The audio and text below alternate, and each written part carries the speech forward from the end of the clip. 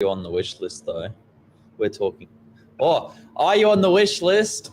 We're going to find out. This is the 10 most stimulated words in real estate. Stay tuned. We're going to have a little bit more for you.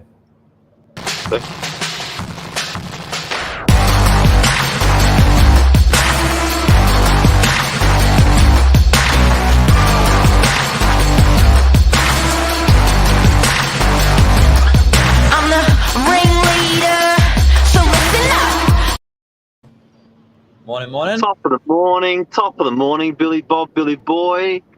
Feeling a fresh Monday, ready to go. Friend, you reckon you're doing a Zoom with Grandma and Grandpa last night? They're a bit gutted.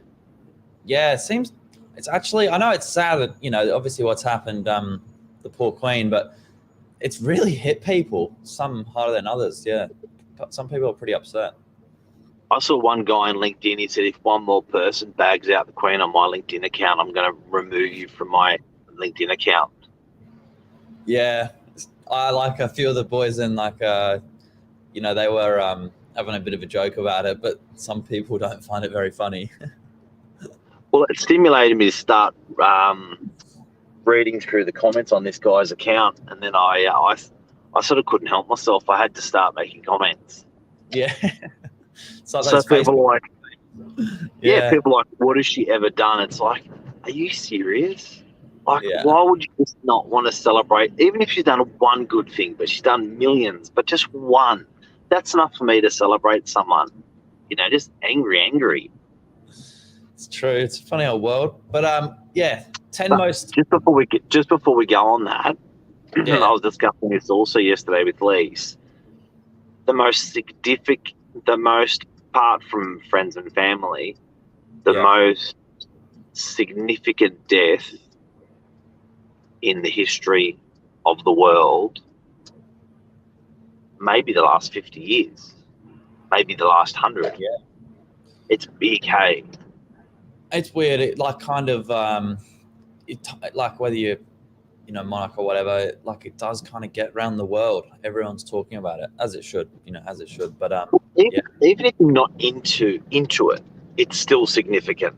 It's something that you look back on in time and think that was a major event, and we're in the moment. We're there. It's happened. It's pretty incredible. Yeah, that's it. We've got a comment here.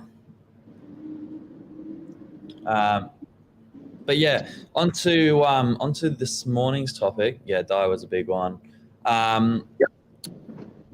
So are you on the wish list is kind of what I got from this, but you said you didn't really understand that. But what we mean is these are the 10 words that are being put into realestate.com by people looking for property. And I guess this is what they're basing their decisions off, whether they go and have a look at the property, whether they just rule it out on first sort of look, or whether it could be their forever home. This is what the people want.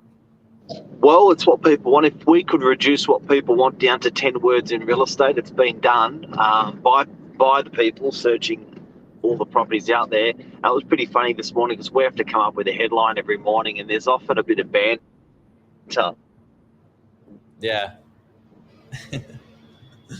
Sometimes a bit of a back and forth. There's a bit of like, yes, no, but it's pretty interesting. And I guess, Billy, this changes what people want looking in for real estate changes. It changes through generations, it changes through years, it changes through, COVID, wars, whatever that may be. But these are the words that people aspire to. These are the words that when they type into Google or they type into realestate.com, these words, and they search around these words. And don't forget, real estate's the biggest investment in this country. There's no one holds more assets in any other class than in real estate. So what they're searching within this class is really, really interesting. We start off at number 10. Yeah, in no particular order. So number 10, I'm not sure how they've ordered it, but granny flat, funny enough, is number 10. So everyone's after an extra income, or they're after housing the granny. Extra accommodation on the block of land makes number 10. Makes number 10. I think maybe that could be maybe that could move up in the ranks with, obviously cost of living, interest rates. I think the granny flat's a really good way to try and help pay off the loan. I love, and Northern Beaches granny flat can rent now for $700 a week, and considering it costs $150,000 to put in your backyard, it's a pretty phenomenal return on your money. I'd say even less, but yeah, it's amazing. If you've got the space, no wonder there's a lot of people doing it. And I really like what you said on another episode. A smart person, if they don't want to affect, the way the home feels, they can put in like a pool house that can then, add in a swimming pool later on if you've got the space for it, or rather than the granny flat feel. Well, some people have made the sinister mistake, and when they put the granny flat in their backyard, they literally put it smack bang in the middle of the backyard, and they've lost or prostituted the whole yard to the granny flat. They've ruined their yard.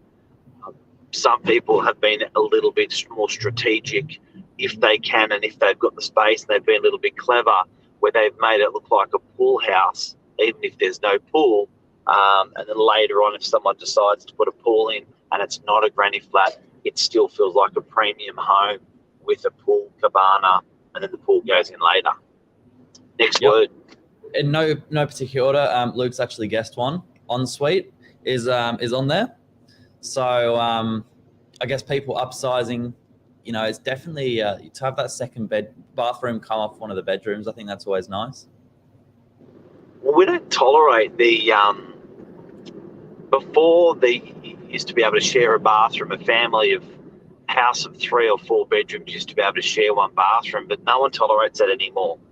Even more so, it's probably going more towards 1 bedroom to 1 ensuite for everybody. So it's times are changing. Dishwasher is number 9. You know what? If you're a landlord, you got to put one in. You got to put one in. I think to keep up with the times these days, it's definitely on a lot of people's list. I'm surprised it's not higher, to be honest. Oh, more so, you're going to get punished. If you don't have the mod cons that we're talking about, Mr. and Mrs. Landlord, you will be punished. And what I mean by that is there can be the difference between $100 a week between a good unit and a good unit. But one has these things that we're talking about and one doesn't. You've got to do it. You've got to do it. The dishwasher, you've got to do it. Here's another one, just like a dishwasher. Built-in wardrobes is on the list. Built-in wardrobes. Look, it's stuff. In the 70s, who cares? In the 80s, it started coming up with this BIW abbreviation. In the 90s, it was like 50-50. And in the 2000s, everyone had a built-in wardrobe put in. So believe it or not, people used to bring their wardrobe with them. That's gone. And if you don't have a built-in wardrobe, you're finished. It's true. I think some people have forgotten that, though, and still think the the wardrobe's coming with these people. Not happening. Next one is study area or study. Yeah, interesting. And you know what? It makes me think as a real estate agent, we've got to start using that word more actively as well, where areas can go in that can be a study. But there's straight out of COVID, that's off. Yeah. And I think you can be a bit cheeky with a study. It only needs to be kind of like a study nook, But it's obviously on the list. Next one's outdoor area, which I thought it was interesting. There's a lot of people that are, still looking for a little bit more space. Again, probably off the back of study, through COVID, I think there's more emphasis on outdoor areas than ever because you want to break out, particularly if you're working from home a couple of days a week. You're sort of like, you're at that table and you're like, what, I just want to go outside and just sit outside and do a bit of work. Yeah. Air conditioning, that's on there. Ladies and gentlemen, if this is a big one and you will get punished if you don't have that built-in wardrobe, if you don't have that dishwasher, if you don't have that AC, you will be punished when it comes to rent. Tenants want these mod cons more than ever. They are living in their properties probably twice as much. Hours, eyes open hours, people are spending inside their property probably 2 to 3 times more due to COVID. So the pressure on the study, the pressure on the dishwasher, the pressure on the outdoor area is so much more. So you got to be doing it. AC, got to have AC. And lucky last is garage parking. Yeah. Yep. And toys. People have bought toys through COVID. Yeah. I think so many. It's funny. We're selling an entry-level 2-bedroom in Colorado at the moment, and I'd say at least 50% of the the buyers come through. They ask, "Does it have a garage?" And this one's got a carport. But for some people, they're ruling it out. It's a deal breaker. Yeah, and you know what? If it's not going to go in the garage, it's going to go in the unit. So people are sensitive on space these days. So I think the rise of the garage and the rise of storage is so much more important than it's ever been, because people are working from home inside their apartment so much more. So a bicycle, a surfboard, whatever, golf clubs inside the unit. I want to put my study desk there. That's got to go. We need a garage. Yeah. That is all 10 of them, though. Can you bring them up on the screen? You put me on the spot here because it's going to take a little sec to do it. But anyway, that's I think if you're a buyer, I think what we've spoken about this morning is super critical, because when you want to resell your property, these are the things people are going to want. When you're a seller, and you're looking at how you can make improvements to your unit, these are the things people want. So remember that you are investing in your future. You are supplying some top 10 items if you're supplying any of these things that we put in here today. If you're a tenant, don't feel bad about asking for these things. It seems to be a natural thing. And if you're a landlord, try to get this stuff into your unit and make the investment. It's a tax-deductible investment when you're putting these things into your unit. And it's going to get you a hell of a lot more rent if you're putting top 10 searched items into your property. Yeah, that's some really good takeaways from that this morning. I think that can just about apply to everyone. They're big money makers, hey. Huge. Like Luke put on one of the first comments, reno potential. Reno potential is great. Like, as I said, we're selling this original two-bedder in Colorado. If you can try and put in 2 or 3 of those things, give it a bit of a freshen up, then you're in, then you're up to market spec, and they rent really well. Love it. Yeah. That's the episode. Have a good Monday, start to the week. Not a cloud in the sky. I always get nervous with you now, Mark, because we're not supposed to talk about the weather. Not talking about the weather. No, but it's... Still got to appreciate a good day, though. Yeah. I'm appreciating beauty. Sydney, it's beautiful. Yeah. Why are we not talking about the weather? Can you remind peoples out there? For the people out there, it's not an office blanket rule, but I think just between Mark and myself, we're not talking about the weather anymore. And it was more so when it was raining. Not talking about the weather. It's a waste of time of the day. It's every day, 2 weeks in a row. We're not wasting those couple of minutes.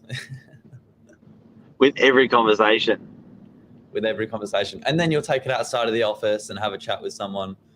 And then there's the COVID one as well. Not happening. Not happening. Not wasted COVID talk. Yeah. All right. Thanks, bud. Have a great day. You too. Well, congratulations on your sale on Friday. Thank you. Yeah, very exciting. Very, very exciting. See you, Lisa. See you, mate. See you. Bye.